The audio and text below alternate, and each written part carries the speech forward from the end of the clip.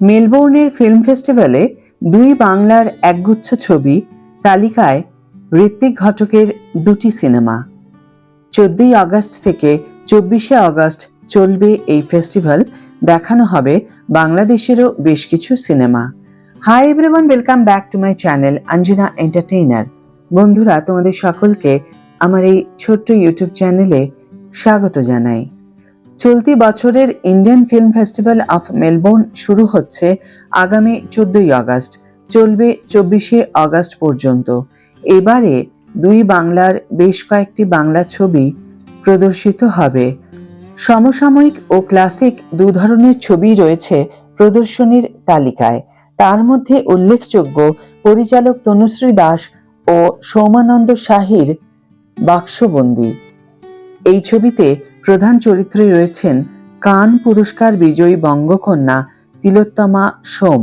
এছাড়াও রয়েছেন চন্দন বিশত, সায়ন কর্মকার, সুমন সাহা।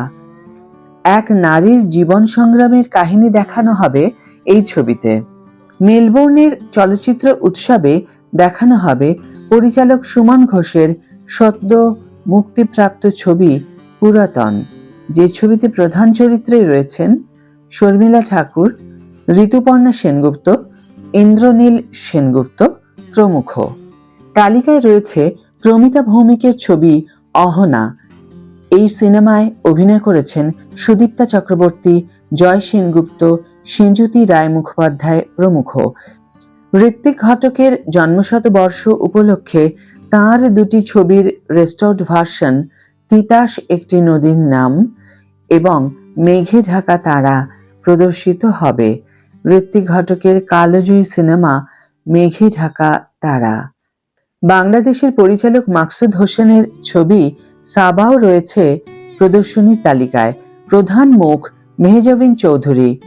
এছাড়া নুহাস হুমায়ুন পরিচালিত, জয়া এহসান, মুশাররফ করিম অভিনীত সিনেমা 200 দেখানো হবে Indian film festival of মেলবোর্নে।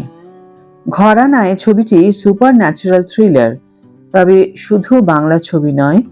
কোকোর Gebrehaweria পরিচালিত a doll made up of clay from ইউরোবা একটি ক্রস কালচারাল শর্ট ফিল্ম এবং আমেরিকার ছবি এলিজা, যার পরিচালনায় রাজিদ সিজন, তাও দেখানো হবে। এই দুটি সিনেমা নিয়েও বাংলাদেশের পরিচালক মাকসুদ হোসেনের ছবি সাবাও রয়েছে প্রদর্শনীর তালিকায়। এই দুটি সিনেমা নিয়েও দর্শকদের আগ্রহ প্রবল। আজকের ভিডিও এখানেই শেষ করছি বন্ধুরা।